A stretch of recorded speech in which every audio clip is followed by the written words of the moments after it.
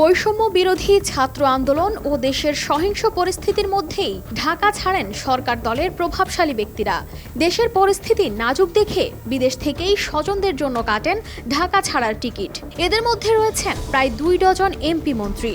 পাড়ি জমিয়েছেন যুক্তরাষ্ট্র, যুক্তরাজ্য, কানাডা, সিঙ্গাপুর সহ কয়েকটি দেশে।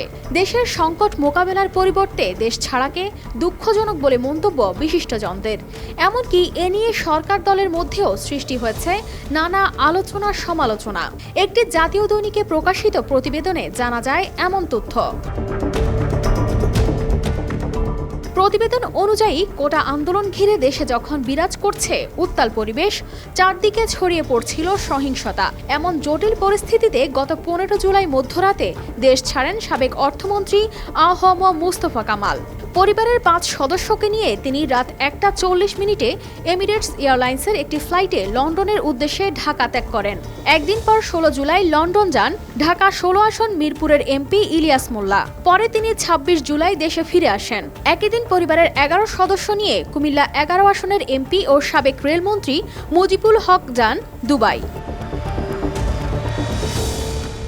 এছাড়াও ইমিগ্রেশন সূত্র জানায়, প্রাথমিক ও গণশিক্ষা মন্ত্রণালয়ের প্রতিমন্ত্রী অধ্যাপক রুমানা আলী পরিবারের 4 সদস্য নিয়ে 16 জুলাই পাড়ি জমান মালয়েশিয়ায়। এদিন আরও 2 এমপি যান বিদেশ। তাদের মধ্যে ছিলেন ময়মনসিংহ 8 আসনের এমপি মাহমুদ হাসান সুমন। তিনি পরিবারের 4 সদস্য নিয়ে গেছেন সিঙ্গাপুরে। অপরজন কুমিল্লা 8 আসনের এমপি আবু জাফর মোহাম্মদ শফিউদ্দিন যান চীন। আবার বিদেশে অবস্থান করা কেউ কেউ ফিরেও এসেছেন দেশে।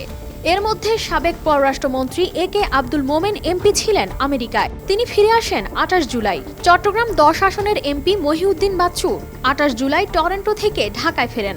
এছাড়া পরিবেশ, বন ও জলবায়ু পরিবর্তন মন্ত্রী সাবির হোসেন চৌধুরী আমেরিকা থেকে সস্ত্রীক ঢাকা ফিরে আসেন 17 জুলাই। তবে দেশের এমন সংকটময় পরিস্থিতিতে দেশ ছাড়ার এমন ঘটনাকে দুর্ভাগ্যজনক বলে মন্তব্য করেন বিশিষ্টজনেরা। আওয়ামী লীগ দলীয় সূত্রগুলো জানায়, দেশের এই টালমাটাল পরিস্থিতির মধ্যে তাদের এই বিদেশ যাত্রা নিয়ে সরকারি দলের মধ্যে রয়েছে ব্যাপক প্রতিক্রিয়া। এমনকি আওয়ামী লীগের সভায় এদের নাম নিয়েও হয় তুমুল হইচই। কানিস ফাতেমা শিমু, RTV।